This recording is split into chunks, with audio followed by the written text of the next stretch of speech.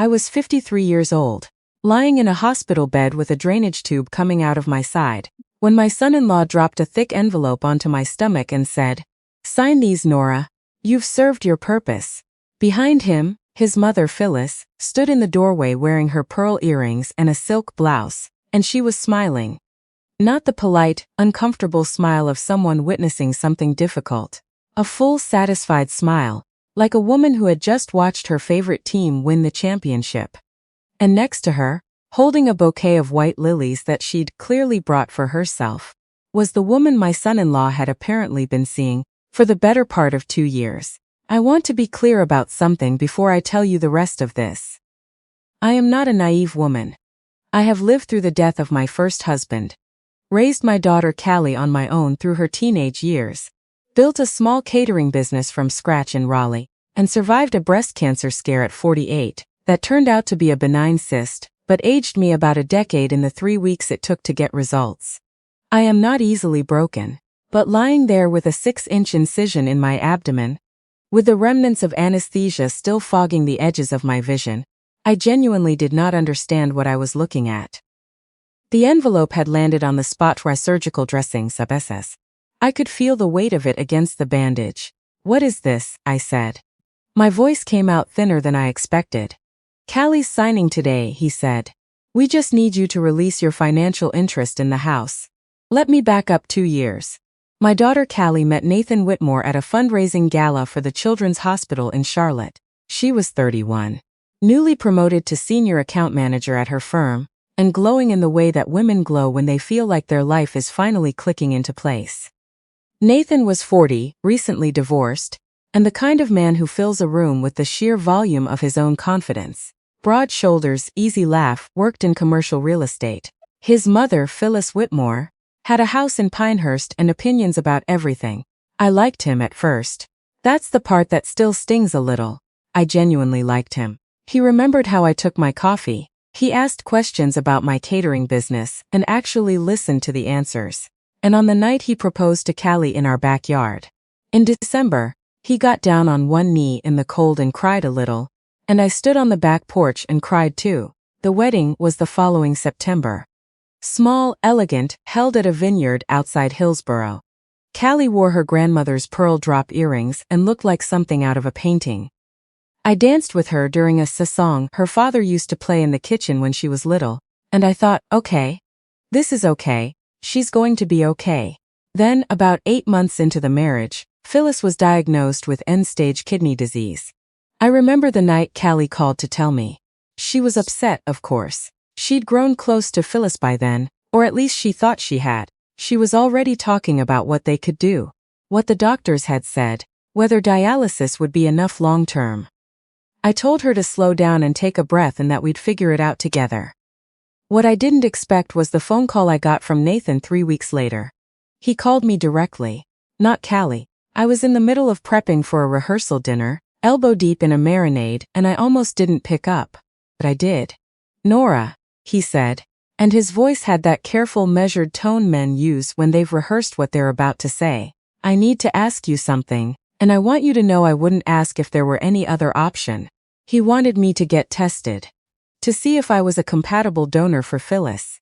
I stood there with my phone pressed against my ear, and my first thought, I am not proud of this, but it is the truth, was that this was a strange request to make to your mother-in-law. Your wife would be the one to ask her own mother something like this, and certainly after a longer conversation, not in a phone call, not 3 weeks into a diagnosis.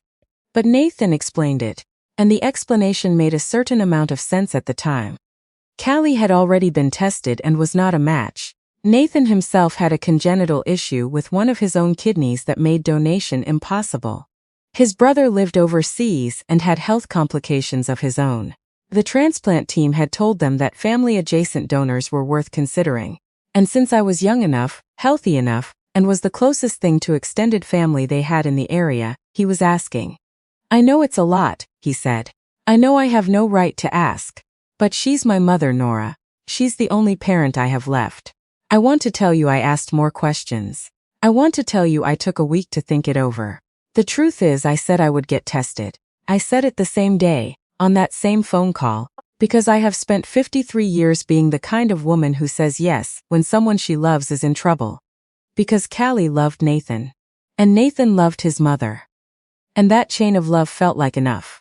I went in for the initial screening the following week. Blood type, basic health panel, a long questionnaire about my medical history. The transplant coordinator was a quiet, thorough woman named Dr. Reeves, and she walked me through every step with a kind of care that made me feel like I was in good hands. She told me compatibility was complex, that blood type was just one factor, that we'd need to go through several more rounds of testing before anyone could say whether I was a viable candidate. Callie cried when I told her I'd been tested. She held my face in her hands and said, "Mom, you didn't have to do this," and I said, "I know, that's why I'm doing it." Over the next 4 months I went back for more tests, HLA typing, cross-match testing, a kidney function workup, a cardiac clearance, a psychological evaluation with a social worker who spent 45 minutes asking me whether I felt pressured by my family. I told her no, and I meant it. I'd made the decision alone, in my own kitchen, standing in a marinade. Nobody had twisted my arm. What I didn't know, what I had no way of knowing, was that somebody had already twisted something else entirely. The test results came back in stages over those 4 months, and somewhere in that process, according to what I would eventually learn much later, a set of documents had been altered. Not by the hospital, by a consulting firm that Nathan had hired, a man who apparently specialized in what I can only describe as medical fraud for people with enough money to pay for it. The cross-match result was borderline. There were markers that should have raised flags, but the documents that went forward to the transplant team had been quietly, carefully adjusted to smooth over those markers. I didn't know. Dr. Reeves didn't know, because she was working from the reports that came through the lab, and somewhere between the lab and the reports, numbers had been changed. I was cleared for donation in the early spring. The surgery was scheduled for a Thursday in April. I remember that morning with the kind of clarity you only get for the days that change everything. I woke up at 4:30 because that was when I had to stop drinking water. I lay in the dark in my hotel room. I was staying nearby the night before, and I thought about Callie, about Phyllis, about what it would feel like to know I'd done something that mattered. I was nervous, the way you're nervous before any surgery, but underneath that I felt calm. Settled. Sure. Callie drove me to the hospital. She sat with me while they got me prepped, held my hand while the anesthesiologist explained what was going to happen. Nathan came by the pre-op room for a few minutes, and he was perfectly pleasant, thanked me, said his mother was already in her own prep room and was asking about me. Phyllis had apparently told the nurses I was 1 in a million. That made me feel good. Of course it did. The last thing I remember before going under was the ceiling tiles above my gurney, moving past one by one as they wheeled me toward the OR, and the sound of someone humming something I couldn't quite identify. I woke up in recovery 6.5 hours later. The surgery had gone fine. That's what the nurse told me. I was groggy and my side felt like someone had rearranged everything inside it, which was essentially what had happened. I asked about Phyllis, and the nurse said I should rest, and that the care team would update my family shortly. They moved me to my own room about 2 hours later. Callie was there, and she looked like she'd been crying, though she was trying to hide it. I assumed she was just relieved that I was okay. I reached for her hand and she gave it to me, but something in her face was off. Her eyes wouldn't quite meet mine. I didn't have time to ask her about it because the door opened. Nathan walked in first, then Phyllis, which stopped my heart a little because she was walking, which I could not understand. She had allegedly just received a major organ. She should not have been walking anywhere near. A hospital corridor unassisted 2 hours later, and then behind her, a woman I'd never seen before. Tall, blonde highlights, wearing dark jeans and a cream-colored blazer, holding a bouquet of white lilies. Nathan set the envelope on my stomach. Sign these, Nora, you've served your purpose. Callie made a sound, a small choked sound, like she'd been punched. I looked at her. She was staring at her husband with her hand still in mine, and her face had gone completely white. Nathan, she said, not like this. We said. Callie's been made aware of our situation, he said, as if she hadn't spoken. The paperwork for the divorce is already in process. We just need your signature on the property release, since you co-signed on the down payment with her 3 years ago. He was right that I had. When they'd bought the house, they'd been short on the down payment by $40,000. And Nathan had suggested I could co-sign as a temporary financial bridge. And because Callie had asked me, and because I trusted her judgment, I had done it. I was listed on the deed as a partial interest holder until the loan was restructured, which was supposed to happen within the first year of the mortgage but somehow never did. I looked at Phyllis. She was still smiling. She had not had surgery today. She was not recovering from anything. She was standing in my hospital room in her pearl earrings and she was smiling. I looked at the woman with the lilies. "Who are you?" I said. "This is Serena," Nathan said. "She and I have been together for about 2 years. We're planning to get married once the divorce is finalized." 2 years. Callie and Nathan had been married for less than 2 years. "I want to tell you," I said something sharp and devastating. The truth is I didn't say anything at all for a long moment. I just lay there with the envelope on my stomach and a drainage tube in my side, and looked at my daughter, who was crying now without making any sound, tears just sliding down her face in a perfectly straight line. "Get out," I said finally. "All 3 of you, get out of my room right now." Nathan reached for the envelope. "Nora, if you'd just," I said, "get out." He started to say something else and that was when the door opened again. Dr. Reeves walked in and she had another physician with her. Dr. Alvarez, the lead transplant surgeon, and a woman I didn't recognize who turned out to be from the hospital's legal department. They hadn't come about me. Dr.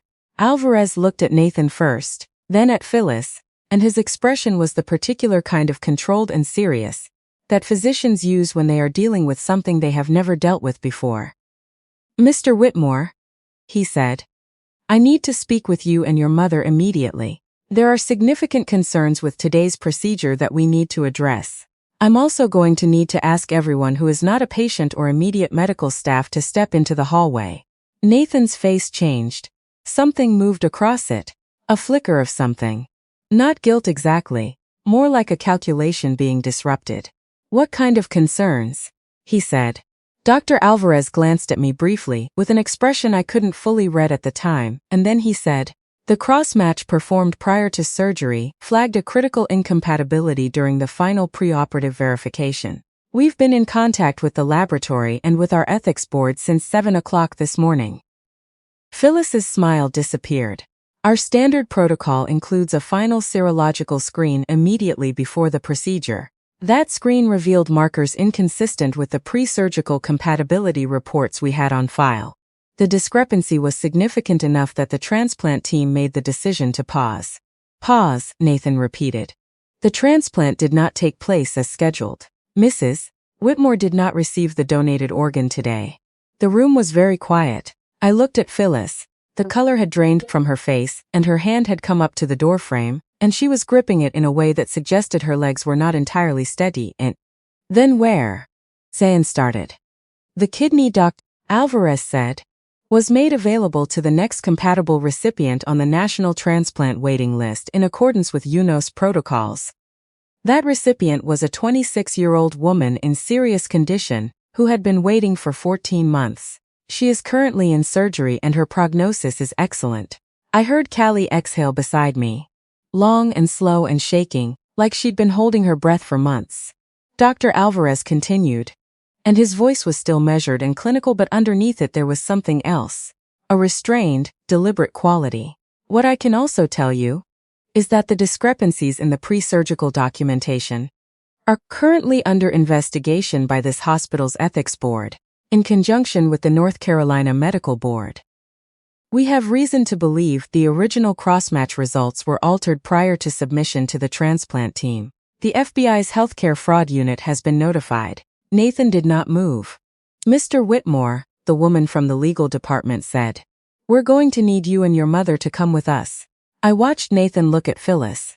I watched Phyllis look at Nathan. Whatever they'd planned, whatever the shape of it had been in their minds, I could see it coming apart in real time. Like a piece of paper in water. Serena, who had not said a single word this entire time, set her bouquet of white lilies down very carefully on the windowsill and walked out of the room without looking at anyone. Nathan looked at me one more time before they led him out. I don't know what he expected to see on my face.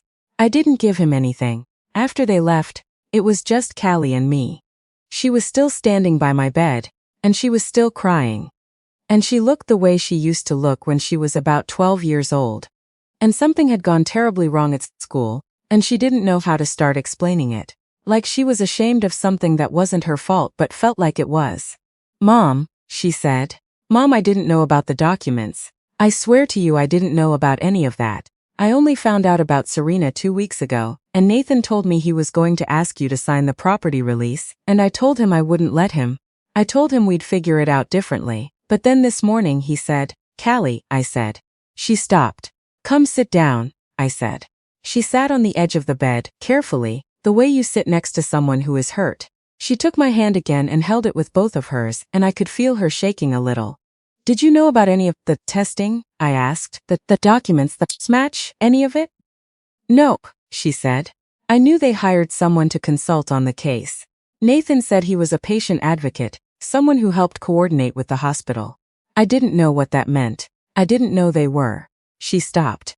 I didn't know. I looked at her for a long time. Callie has her father's eyes, a particular shade of gray-green that I have never been able to describe accurately, and she has never been able to lie to me with them. I knew she was telling the truth. "Okay," I said. "Are you angry at me?" "I'm not angry at you. You should be. I married him. I brought him into our family." "You loved him," I said. "That's not the same thing as trusting him with everything. You didn't know what he was." She put her head down on my arm and cried for a while, and I let her, because sometimes that's the only thing there is to do. I stayed in the hospital for 4 more days. My recovery was monitored closely. They were meticulous about everything.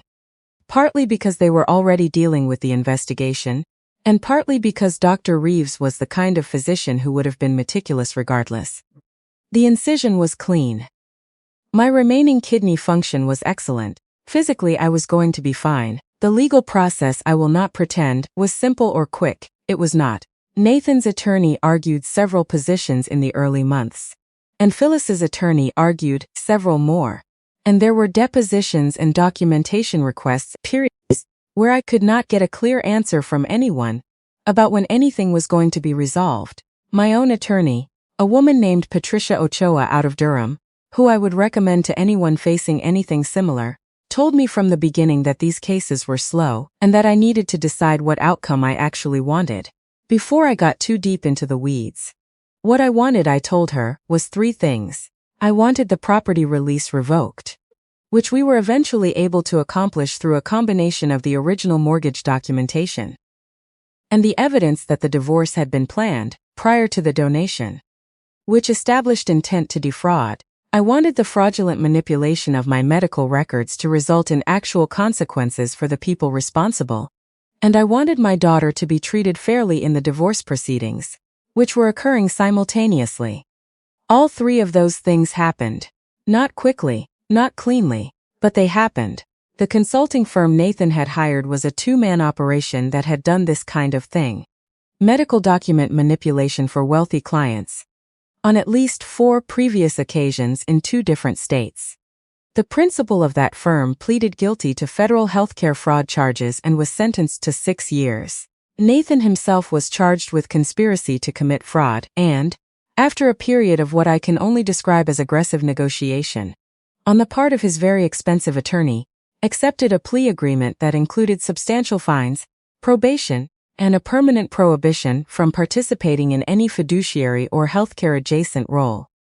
He also lost his real estate license, which seemed to hit him harder than anything else, which told me everything I needed to know about Nathan Whitmore. Phyllis, who had known, who had in fact initiated the entire scheme because she did not want to wait on the transplant list and believed her son could simply purchase a more expedient path.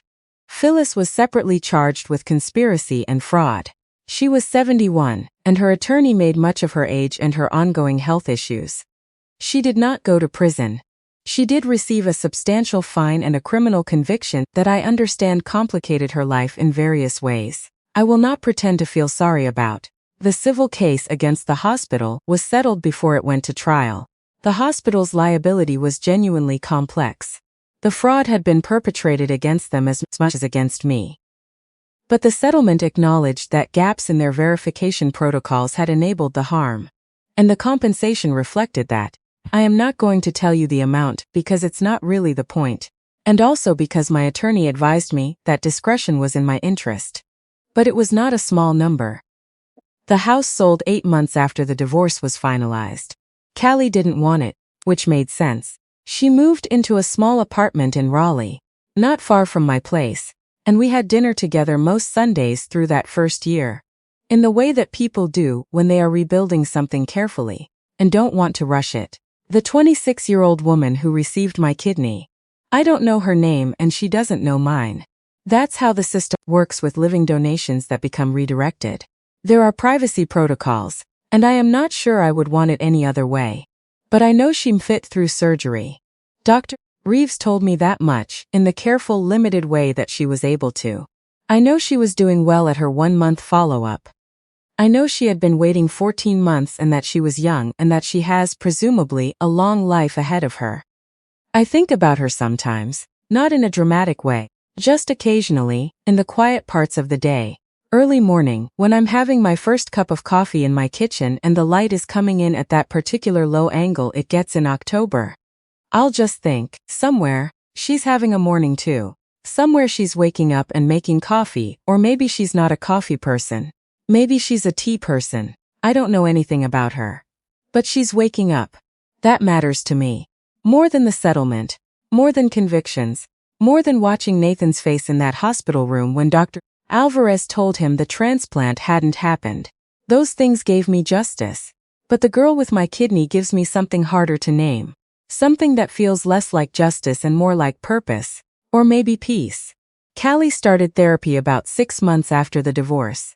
She goes every week and she talks about it openly, which I admire. She's been on 2 dates in the past year, neither of which went anywhere, and she seems genuinely fine with that. She told me recently she's not in a hurry, that she wants to figure out who she is outside of the choices she made at 31 before she makes any new ones. I told her that sounded like the wisest thing I'd heard in a long time. I am 54 now. My incision scar has settled into a flat, pale line that I barely notice anymore, unless I'm specifically looking for it. My remaining kidney is by every measure Dr. Reeves has been able to give me, functioning exactly as it should.